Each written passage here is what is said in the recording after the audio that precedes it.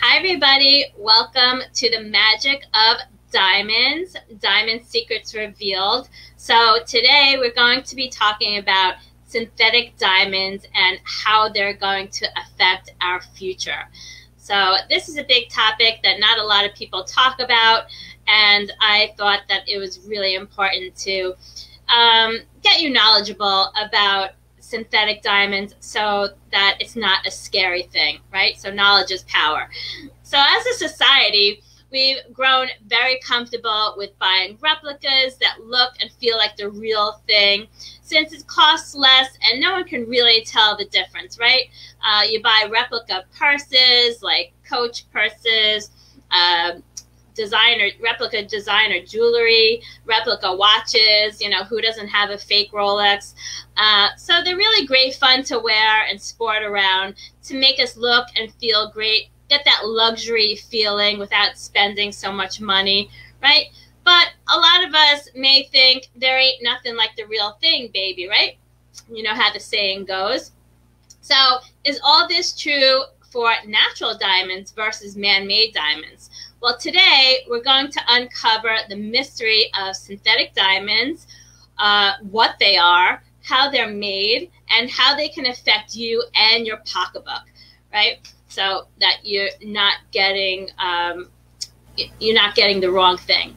So now let's learn about diamond's main competition, that synthetic diamond. And I want you all to remember that this is not a fake and it's not a simulant, right? So it's not something that just looks like a diamond.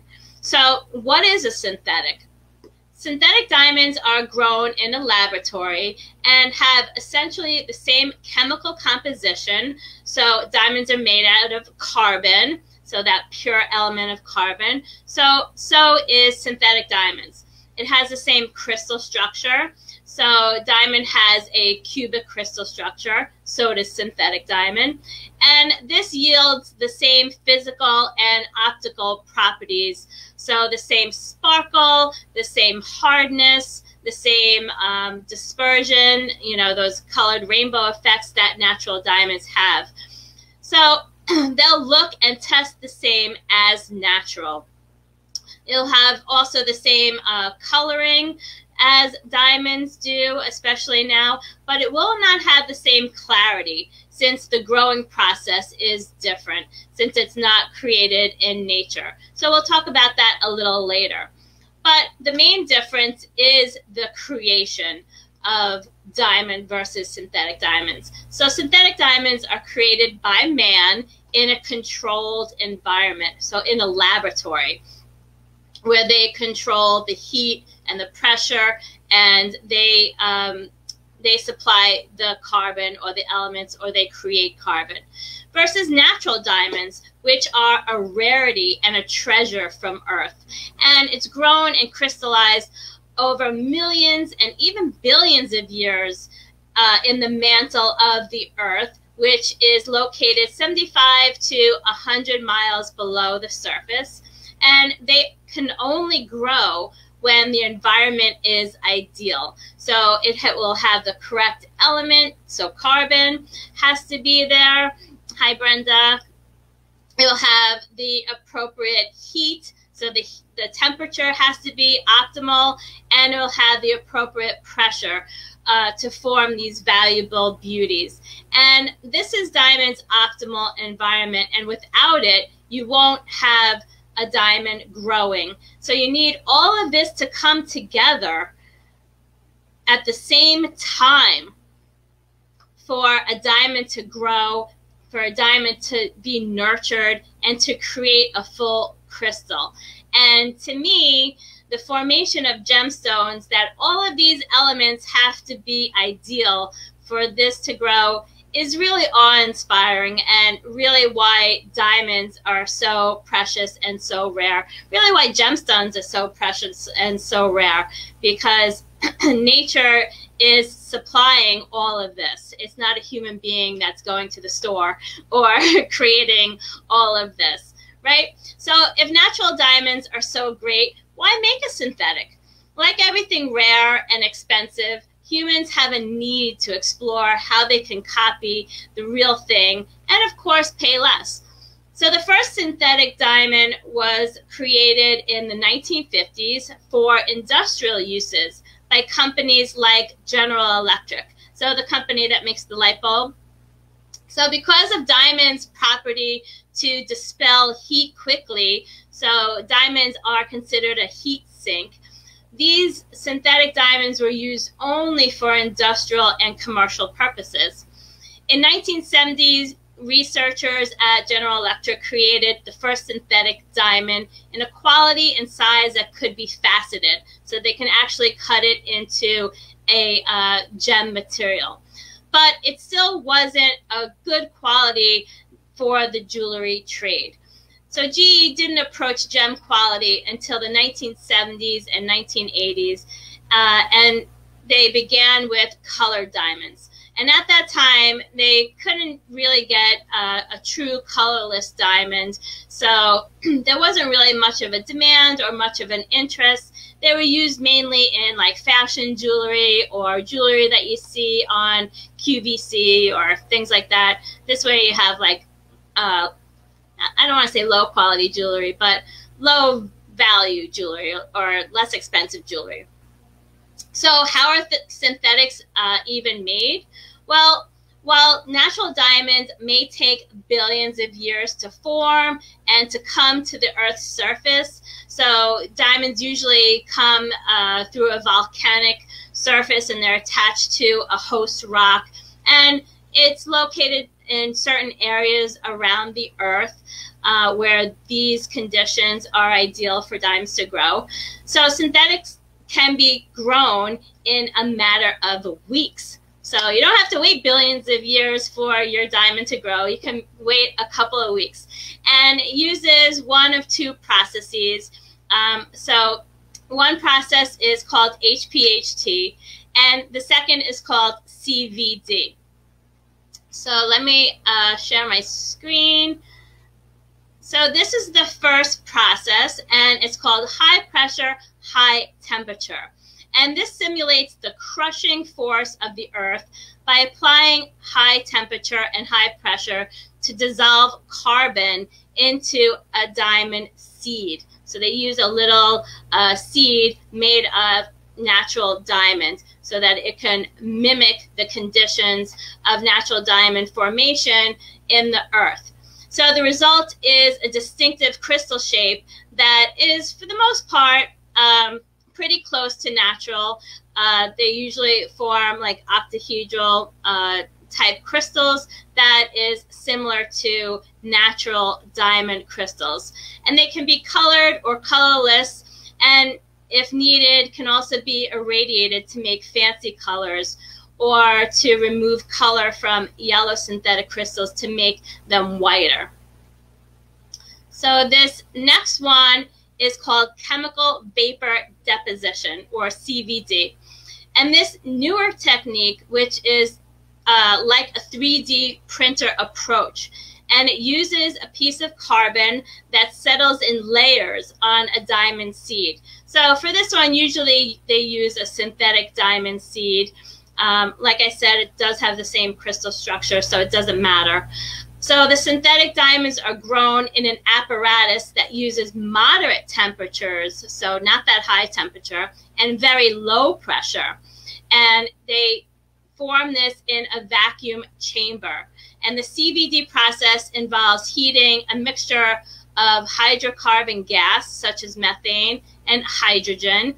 And this releases carbon atoms, so they're actually creating carbon. So they're using this carbon vapor and this gas to settle onto the cooler, typically square-shaped synthetic diamond plate. And it kind of mimics a photocopier. So it keeps putting layers of the same pattern or the same atomic structure. And then the result is more of a square shape or a tabular synthetic diamond crystal that they can then cut a gemstone out of. So these synthetics are often lab grown. So these synthetics are often called lab grown or lab created in the trade. And again, they're not simulants. So they do have that same chemical, physical, and optical properties as natural diamonds do. So now that the process of creating synthetics has been improved, there are many more synthetic diamond producers that have emerged in the past 5 years. And these companies have been able to create stones that could compete with natural diamonds in size, color, and clarity. And this means competition for the most valuable category of jewelry, which is the engagement ring. So let me just show you all of the different colors that the diamonds come in. You can see that they come in fancy colors and they can come in colorless. So how can we separate lab grown from natural diamond? Well, you really can't, and I really can't either, to tell you the truth. So in the past, you can only tell conclusively with highly specialized equipment and trained staff in a gemological laboratory that know how to use this highly specialized equipment. I actually worked for a diamond lab where we had this equipment, and it was huge. It took a whole corner of the laboratory just for this machinery to be able to tell a natural diamond versus a synthetic diamond. So you really needed to know how to use this machinery because it was huge and it was expensive. But now there are a few testers that jewelers can buy to protect themselves against a lab-grown slipping into their parcels of natural diamonds that they order from dealers. So these testers check for fluorescence. So a lab-grown will fluoresce red, whereas natural diamond usually fluoresces blue, white, and yellow. So those are the typical fluorescence of natural. Not a lot of diamonds fluoresce red, if any. I don't think any do. But another thing it tests for is something called type 2A. So diamonds come in 4 types or grow as 4 types, and 2A is extremely rare in natural. So if one of these testers finds that it's 2A, you want to get it double checked by a laboratory for 100% certainty that it is a synthetic. So identification of these synthetics are a big concern for jewelers as well as consumers due to the difference of value and price. So no jeweler wants to misrepresent their jewelry, and no consumer wants to be misled, right? So what's the answer? How do you avoid this? Well, most of the manufacturers of these lab-grown diamonds are very responsible in the disclosure of their product. And in larger stones, they'll actually inscribe on the girdle lab-grown, or they'll put their brand on the girdle of the diamond for identification. And often these diamonds, the larger ones, or these synthetic diamonds, will have a certificate from a gemological lab with not only the identification that it is lab grown, but also the 4 C's. So it'll have the carat weight, the cut, the clarity, the color of the synthetic diamond, and whatever's inscribed on the girdle. So the best thing that you can do, though, is to only deal with reputable diamond dealers and reputable jewelers if you want to make 100% sure that you're buying natural diamonds, or if you're buying a synthetic diamond. It's up to you, your choice. So why are these man-made diamonds becoming so popular for jewelry and engagement rings? Well, there are 3 big reasons why they're becoming so popular. The first, they are a synthetic with the same exact properties of a diamond, so you're not missing out on any sparkle or beauty like you would with a cubic zirconia or other simulants that will scratch and wear after time. Second is the price. So they're approximately 40 to 50% less than the natural diamonds, depending on size, color, clarity, things like that. So I was going to say that, you know, in the diamond world, they tell you that you should spend 2 months' salary, but with COVID and everything like that, maybe people have been out of work and not, you know, having 2 months' salary. So it is a nice alternative if you can't afford a natural diamond.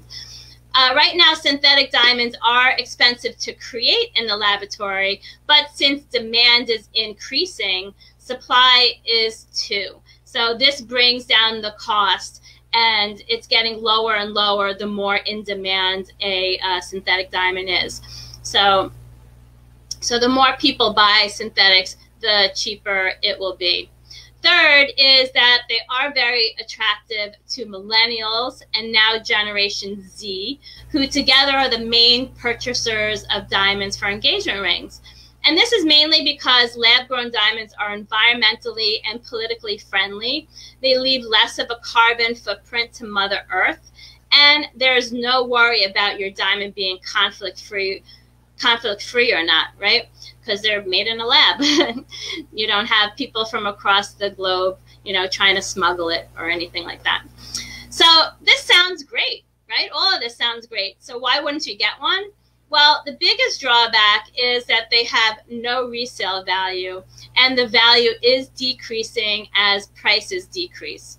Another drawback is, like everything else that is replicated, do you really want something that is made in a lab, or do you want something created by this miraculous earth? So really, that is up to you, and material things are valuable if you as the consumer value them. So it really depends on what your values are and what you consider important when you make a purchase. So you may be asking by now, how will synthetic diamonds affect the future? So a very small percentage of lab-grown diamonds are used for jewelry purposes. Right now, they are more useful for advancing technology and industry. So according to research, lab-grown diamonds are a very important material to improve our way of living, with many industrial uses that will be more and more diamond-based, and is believed to reduce our carbon footprint by 10% or more. So this is a great thing to help against our control of global warming and any kind of negative effects happening to our Mother Earth. And that's really important. So because diamond has a lower coefficient of friction, so like I said, they're used for heat sinks than metal. Diamond-coated parts are increasingly used in all kinds of systems where friction drags on performance, including cars, planes, and turbines. So they're used in this kind of technology. And according to automaker Nissan, diamond coating can reduce overall engine friction by 25%. And in other areas, diamond's low friction, durability, and biological inertness makes it ideal for orthopedic medical devices, such as joint replacements. So how many of us are going to need a new hip or a new knee replacement? I think I'm going to need a new hip pretty soon from all my walking that I've been doing during the pandemic here. But how cool is that you can have something diamond inside of you? Also, lab diamonds, lab-created diamonds are being tested to replace discs in your spine, and they're doing these kind of clinical trials in Europe. And right now, the main medical uses are for lasers. This is a picture of them using synthetic diamond for lasers, or surgical scalpels, which take advantage of flawless synthetic diamonds, since a lot of synthetic diamonds are flawless. So you'll also see lab diamonds in your everyday life, being used for screens, wires, and circuit boards in our cell phones, as well as part of your laptop and computers. And due to the properties of diamonds, synthetic diamonds are significantly more efficient and better than silicon in handling high voltages and high frequency. So electrons move more freely through diamond than silicon, and diamond is far more thermally conductive than any other known material. So it's believed that lab-grown diamonds will replace silicon in not only our electronics and our computer processors, but will be used to power transformers, electric vehicles, satellites, and cell phone towers. So everything that we use in our everyday life. So in industry, lab-grown diamonds are definitely the wave of the future, and they're going to be earning about $26 billion this year alone. So right now, a small fraction is in jewelry, with the rest making more of a profit in all aspects of industry. So how will it affect the future of the jewelry industry? So like everything else, this is the time for jewelers to pivot to survive. Popularity of the times and human priorities are always changing. There have been synthetics of other gemstones. You may have seen synthetic ruby, synthetic sapphire, synthetic emerald, and this has been ever since the 1800s. And more and more they've become widely accepted. A lot of birthstone jewelry has synthetics in it to make it more affordable. So people accept all of these colored stones that are synthetic. So the future generation will determine how acceptable lab-grown diamonds will become for jewelry. So I'm personally old school and I love natural diamonds, but I have seen synthetic diamond engagement rings and you really can't tell the difference. If you need something more affordable with the same look, then a synthetic is a better choice than any of the other diamond lookalikes like cubic zirconia and synthetic moissanite. Somebody was asking about synthetic moissanite. I would choose a synthetic diamond over synthetic moissanite for sure, in my opinion. Synthetic moissanite has way too much sparkle and rainbow colors and things like that. So you can kind of tell that it's a synthetic diamond with a synthetic moissanite. With a synthetic diamond, you get that same look as diamond. So ultimately, the future of lab-grown diamonds for jewelry is up to you, but it does look promising for lab-grown since, according to studies right now, nearly 70% of millennials are considering buying a lab-grown alternative due to their beauty, lower cost, and friendliness to humanity and the earth. So just remember, you will get the look, but if you care about value and selling, you won't get that from man-made. So if you want to learn more about why you shouldn't sell your diamonds or your jewelry, I do have a workshop that I did that's on my website that I created a blog, and you can watch the video. It's on Rejuvenated Designs website in the blog area, and you can learn the 7 revealing secrets you need to know about selling your jewelry. Very informative. So today's the last day of April, so tomorrow is May, and we will be talking about emerald. So happy last day of April. I hope everybody had a great birthday month, a great diamond month.